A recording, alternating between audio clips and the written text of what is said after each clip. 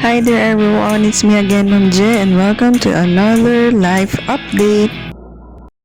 It's day 2 of National Learning Camp and here I am again teaching the intervention camp of grade 2. So NLC is consisting of 2 classes which is for reading and for math.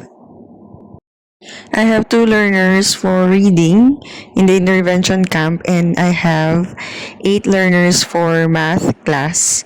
So for the intervention camp also for grade 2.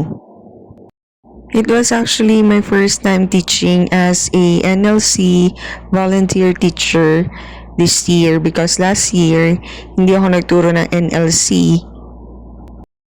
So, hindi naman siya mahirap gawin kasi para lang din siyang remedial class. Sa reading, madali lang naman siyang ituro and sa math naman, yung mga lessons ay naging lessons na rin namin. Kaya parang nagre-review lang din yung mga bata dun sa mga lessons nila dati.